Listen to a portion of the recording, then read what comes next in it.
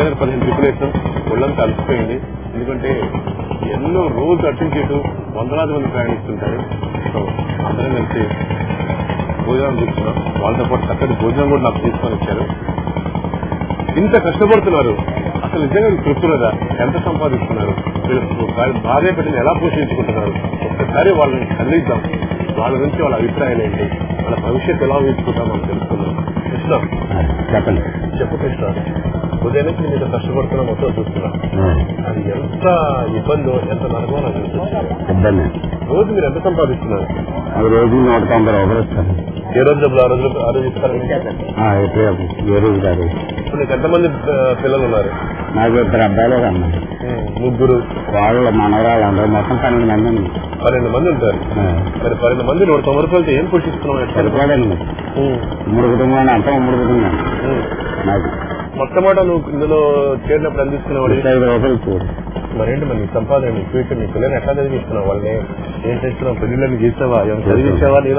ఇలానే కష్టపడాలి అని ఇదే పనిలో చెప్తున్నావా? చదివించాను, 3 చదివించాను. కొద్దిగా అయ్యే తర్వాత 2 అబ్బాయిలు మాత్రం చాలా చూస్తున్నారండి. నిలబడేది దీంట్లో ఉంది. అమ్మాయి పాప కూడా పెళ్లి చేసి వందలు చేస్తున్నారు. ఏమైనా దాచిపెట్టుకున్నావా బ్యాంకులో? ఏం లేదండి, 1 రూపాయి. మరి రేపు నీకు వయసు అయిపోతుంది. కింద లేదా కింద పడి మీద పడి ఇడి తిరిగి కాళ్ళు కీళ్ళు అరిగిపోయి చేతులు పగిలిపోయి ఒంటి మీద అన్ని దెబ్బలు చూసుకొని రేపు నువ్వు హాస్పిటల్ ఏమన్నా అయితే నీకు ఏంటి పరిస్థితి? ఏంటి పరిస్థితి? ఏం లేదన్నా, ఏదైనా బాధపడి తీసుకుంటామని మనకు ఏం లేదు. నీకేమైనా బీమా సౌకర్యం ఉందా? ఏమీ లేదు, ఎవరికి లేదండి. ఇన్సూరెన్స్ కూడా లేదండి. ఇద్దరు ప్లాన్ చేసి వాడుతారు. నెల రోజులు ఒక్కరోజు కూడా మీకు సెలవు ఉండదా? సెలవు మనం పెట్టుకుంటామని సెలవుకే ఉన్నది. మనకి ఏ రోజు పని చెప్తే ఆ రోజున కదా ఇచ్చింది డబ్బులు. అది కాబట్టి మనకి ఏమైనా పని ఉంటే మానుకుంటాం, చేస్తాం. అందుకే ఆ రోజు మానేస్తే డబ్బులు రానిస్తాయి. ఇంకా రావండి. ఈ బ్రిడ్జి కట్టినంత వరకు మీకు ఇంకా అడగాలి పని చేస్తారు. ఆ బ్రిడ్జి కట్టేసేసారు ఇంకా మొత్తం అక్కడి నుంచి లేదా మీ పరిస్థితి ఏంది? పని ఏం లేదండి. ఇలా ముసలివాళ్ళ ఉన్నారు, ఇంకేం చేయలేము. అందుకే ప్రభుత్వాన్ని మేము ఆర్థిక సహాయం చేయలేమండి. మాకు తర్వాత జీవనోపాధి ఉండదండి. దానికోసం మేము కార్యక్రమాలు పెట్టామండి. దానికి ఏదో చేస్తా అన్నారు. అది వస్తే తర్వాత దాన్ని బట్టి ఏదైనా వ్యాపారాలు చేసుకునే వాళ్ళైనా ఉద్దేశం మాకు జీవనోపాధి అదే.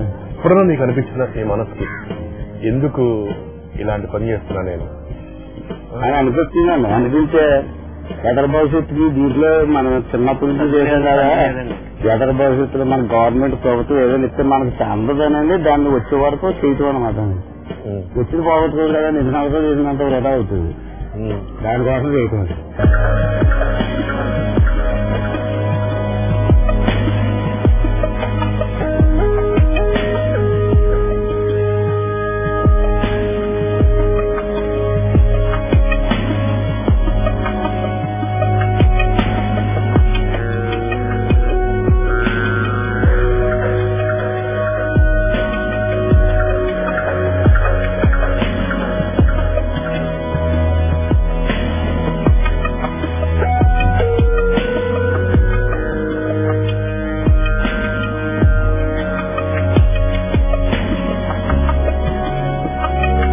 సత్యనారాయణ గారు, ఇంత మీరు చెప్పారు మొత్తం 6 పని చేస్తే గానీ ఇంత పెద్ద బంటి 15 టన్నుల లోడు మోసుకొని బయలుదేరుతూ ఉంటుంది.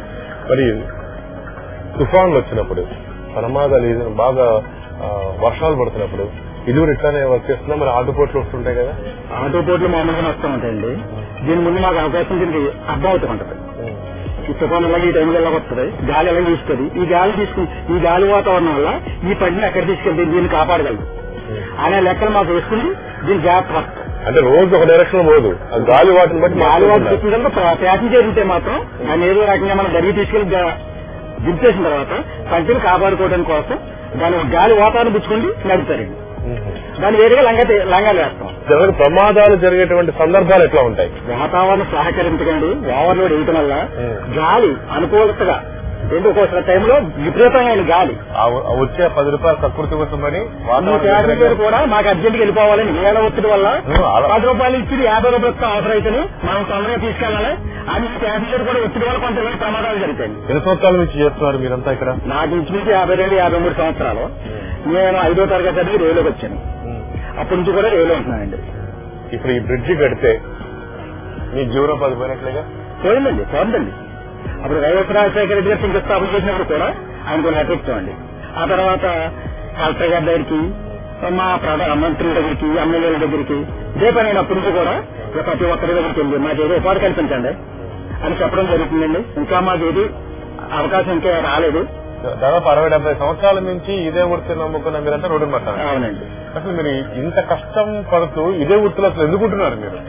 అంటే పూర్వం ఇదే వృత్తులంటే కొంత ఏ అవకాశం లేక దీన్ని నమ్ముకుని ఉంటాలో ఇదే వృత్తిలో ఉండిపోతున్నామండి. ఏదో వచ్చి సాయంత్రం వరకు చేసుకుంటాం, ఇంటికి వెళ్తాం, శుభ్రం పొద్దున్న మళ్ళీ లేచి రావటం, ఏది కార్యక్రమం ఎలా జరిగిపోతుంది.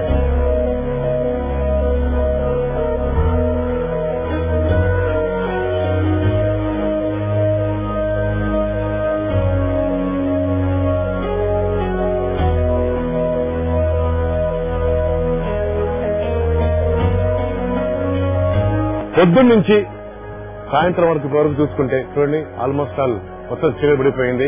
చివరి ట్రిప్ మాత్రమే మిగిలింది. బోడసకూరు నుంచి పాసలపూడి వరకు వెళ్ళడానికి ఇదే చివరి ట్రిప్.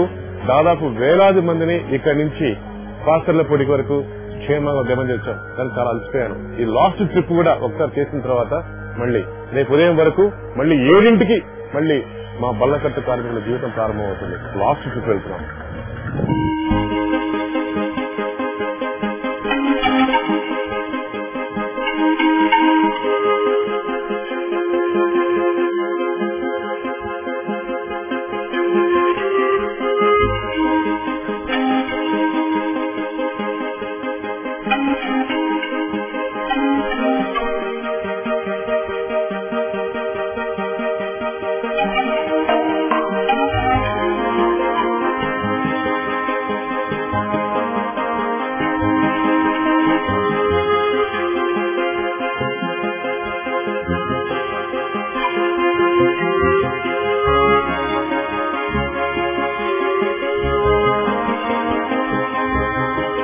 ఇలా నిరంతరాయం 365 ఎండైనా సరే, వానైనా సరే, చలైనా సరే ఈ కార్మిక జీవుల కష్టాలు మాత్రం తప్పవు. చేతిలో ఎన్ని కాట్లాడినా సరే ఆ డబ్బు మాత్రం వీడిది కాదు. ఎంత అదృష్టాన్ని ఎత్తుక్కుంటూ వెళ్దాం అనుకున్నా సరే చేతిలోకి మాత్రం వీళ్ళు చివరి దొరికేది ఏదో నెలకు 1000-2000 రూపాయలు మాత్రమే. ఎంతమంది వేలాది మంది ప్రయాణికుల్ని వేగంగా గమ్యాన్ని చేర్చే ఈ బల్లకట్టు కార్మికుల జీవితాలు మాత్రం నిత్యం అగమ్య గోచరమే. ఇదండి పంటి వారి జీవితం. ఇది జీవితం.